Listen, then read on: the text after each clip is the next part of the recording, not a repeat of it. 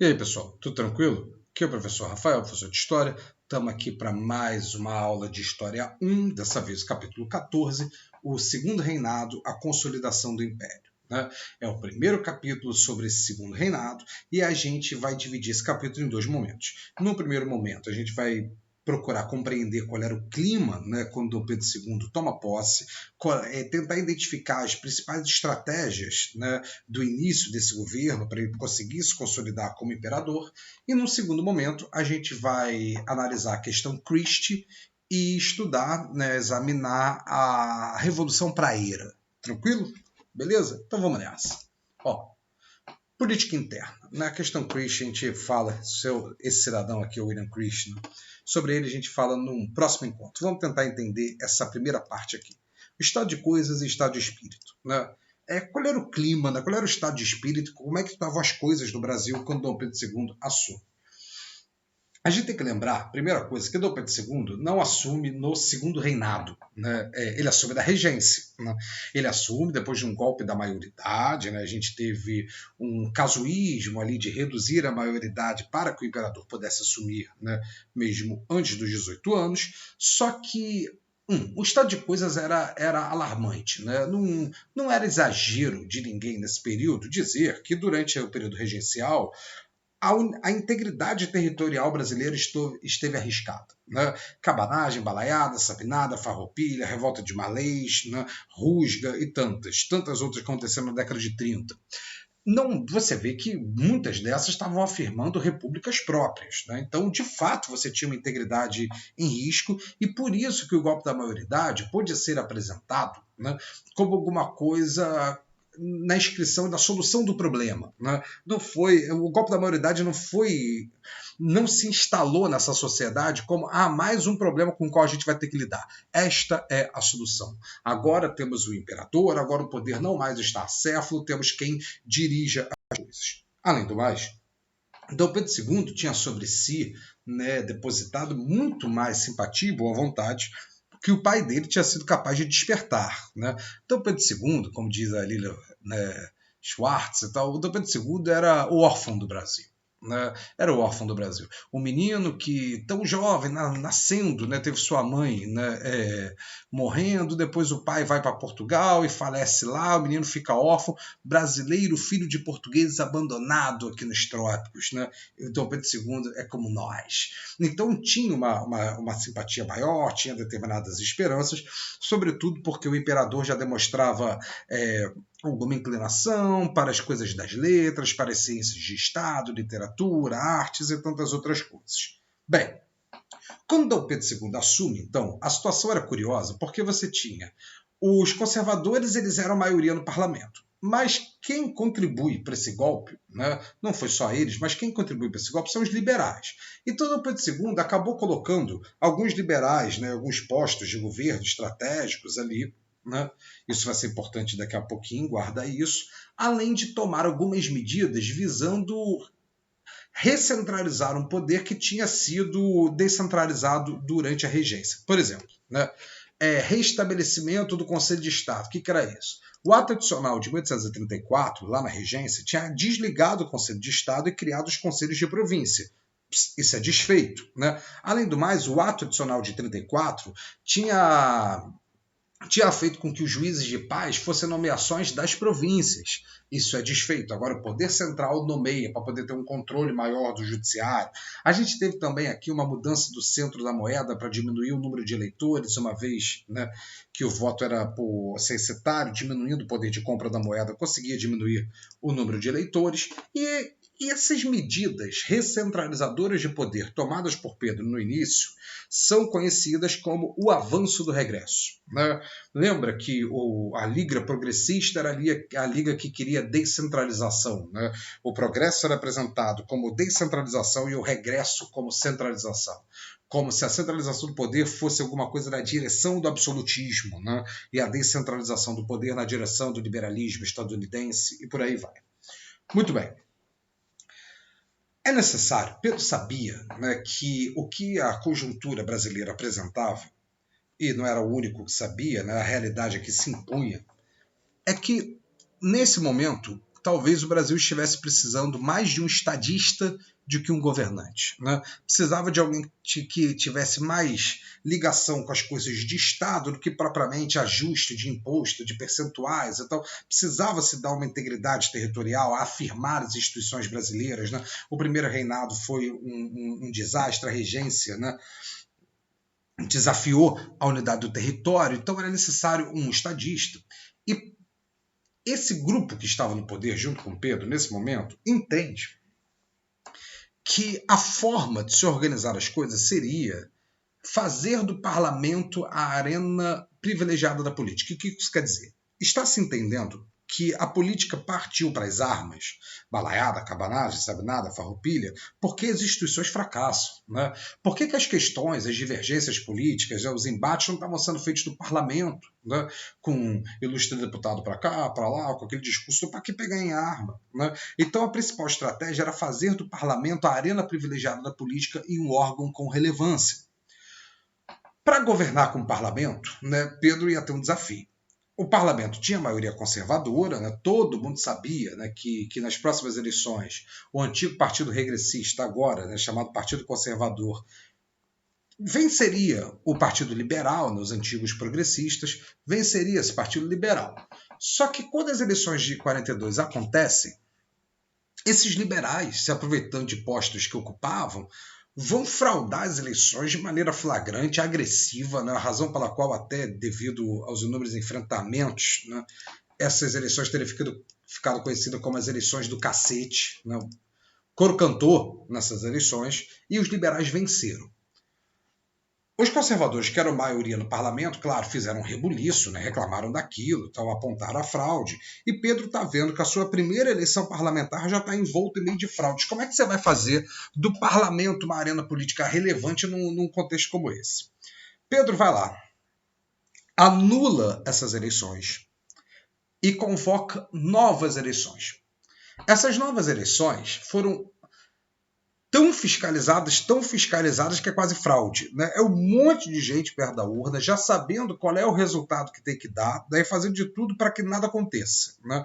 De fato, o esperado acontece, os conservadores vencem, né? Nessa segunda eleição eles fazem a maioria, servindo como estopim para levantes liberais em Minas Gerais, em São Paulo, sendo que em São Paulo, um antigo conhecido, né, o padre Diogo Antônio Feijó, comandou essas revoltas. Muito bem. O Barão de Caxias, né, ainda Barão, não Duque, né, que já estava reprimindo a farroupilha, já tinha reprimido a balaiada, reprime essas revoltas liberais. E na hora de sentar com esses liberais para conversar, Pedro vai ter que lidar com uma situação que é verdadeira. Né?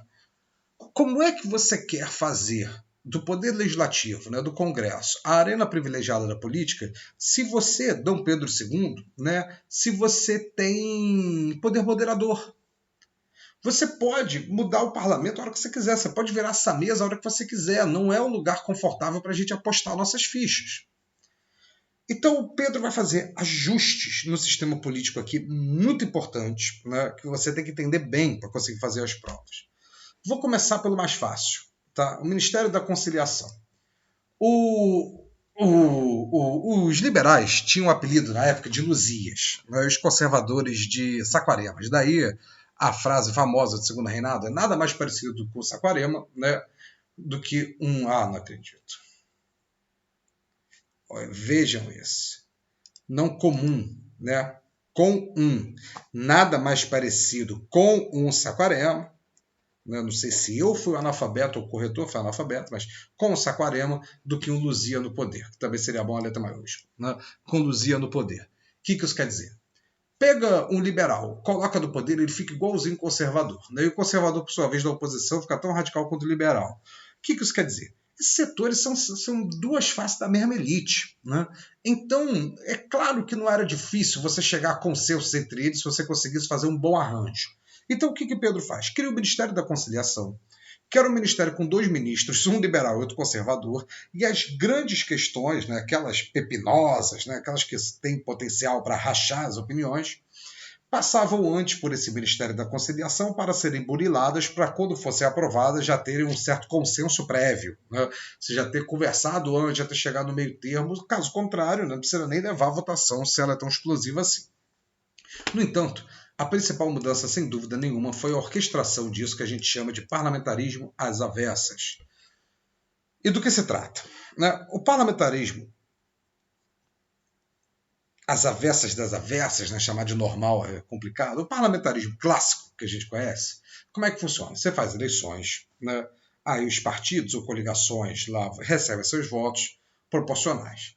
Aí digamos que são 3 coligações. Uma coligação teve 20% dos votos, a outra teve 20% dos votos, e uma outra teve 60%. Nesse caso, essa que teve 60% não precisa conversar com ninguém. Não precisa conversar com ninguém para poder. Ela tem maioria do Congresso sozinha, ela aprova, e aí o que ela poderia fazer? Ela vai indicar o primeiro-ministro e vai compor o governo. Nesse caso, por exemplo, numa monarquia parlamentar, esse primeiro-ministro fica sendo chefe de governo. Ele nomeia os outros ministros, ele arbitra as questões econômicas e o rei ficaria como chefe de Estado.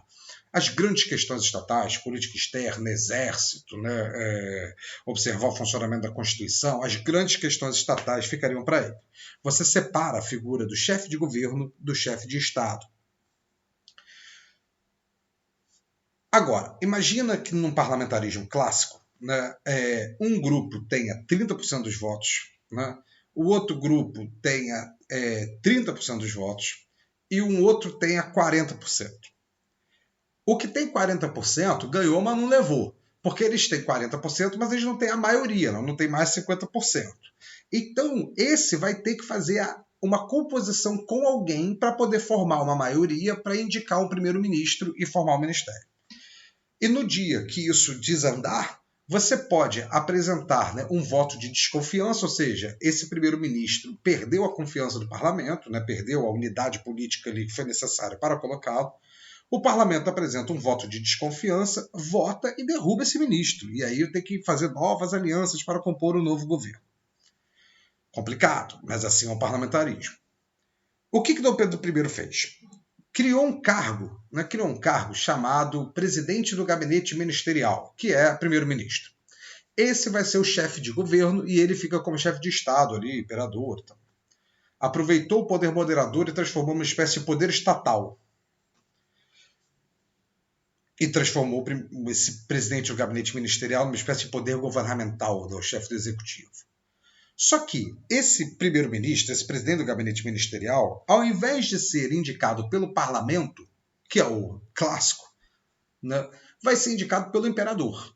E o imperador indica. E aí apresenta ao parlamento a sua indicação, o parlamento dá o voto de confiança ou não, diz sim ou não. É claro que você faz as costuras antes, para indicar o nome que você sabe que vai ser aceito. A partir desse sistema, Pedro vai fazer um revezamento no poder, conhecidíssimo essa figura de ficar revezando liberais e conservadores nesse ministério, para que aquele sujeito que é de oposição saiba que algum dia ele pode chegar ao poder e não queira quebrar tudo, rasgar tudo, fazer novos movimentos, levando a ideias radicais, como uma república, abolição, coisas dessa natureza. Pedro faz isso, só que a pergunta que fica é, e se o parlamento disser não? Bem, aí das duas uma. Pedro pode, tudo bem, indica um outro nome, ou Pedro também pode fechar o parlamento. Então, repara que é como se fosse o parlamentarismo, mas ao invés de ser o parlamento que controla o primeiro-ministro, é o imperador que controla. O imperador tem mais poder sobre o parlamento que o parlamento sobre o imperador. Por isso que ficou conhecido como parlamentarismo às avessas. Mas às avessas ou não, a gente já tem a palavra parlamentarismo aparecendo. O parlamento passou a ser muito mais relevante do que era antes e Dom Pedro II consegue fazer um jogo político mais às claras, com mais chances de vitória para quem é oposição, sabendo que lá na frente as coisas podem se alterar. E Dom Pedro II vai conseguir uma maior pacificação política com essas atitudes. É claro que não é só isso. Se a economia não estivesse reagindo, a gente vai ver em outro capítulo o café aparecendo, a economia cafeeira bombando nesse período, talvez isso não fosse possível. Mas, sem dúvida nenhuma, esses arranjos políticos tomados pelo imperador foram fundamentais para solidificar o solo sobre o qual ele vai erguer esses 48 anos de segundo reinado. Tranquilo? Na próxima aula a gente vê, né, a questão Christie dentro da política externa e a gente vê também a praeira. Um abraço e até a próxima.